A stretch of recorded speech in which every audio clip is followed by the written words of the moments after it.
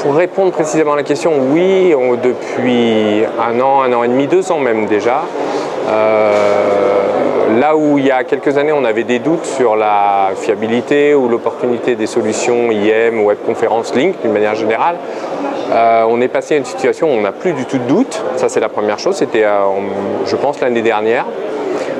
Depuis environ une année, on constate en fait une grosse demande en fait de ce qu'on appelle des POC, en fait des Proof of Concept sur Link dans toutes les entreprises, et des POC qui ne sont jamais abandonnés, c'est-à-dire en fait qui sont transformés directement en production et qui sont directement utilisés par les utilisateurs finaux.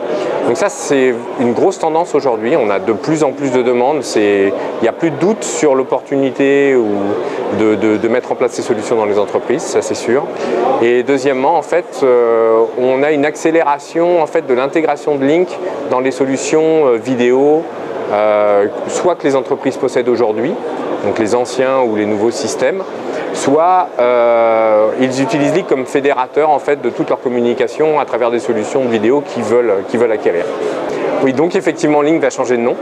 Voilà, c'est un changement important.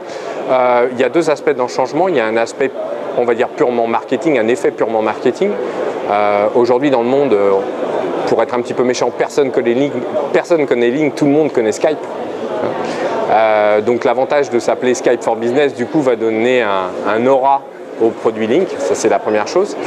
Mais par-delà ce changement qui est, on va dire, un petit peu marketing, clairement, le deuxième changement, il est structurel, c'est-à-dire qu'aujourd'hui, les deux produits vont se rapprocher, les deux produits commencent à parler la même langue. Ça, c'est la première chose. Et la deuxième chose, c'est que ça va permettre à Microsoft, en fait, d'avoir une plateforme de communication internationale que n'avait pas Link. C'est-à-dire qu'aujourd'hui, la frontière Link-Skype existe. Demain, elle sera complètement annihilée. Ça sera une seule et même technologie. Et du coup, en fait, la frontière entre la communication unifiée d'entreprise, qui était un îlot un petit peu isolé, il ne le sera plus parce qu'il va communiquer directement avec Skype de façon complètement native.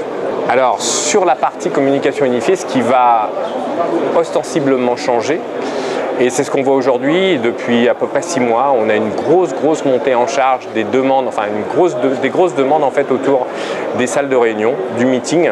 Link va évoluer autour de ces fonctionnalités-là. C'est une tendance de fond en fait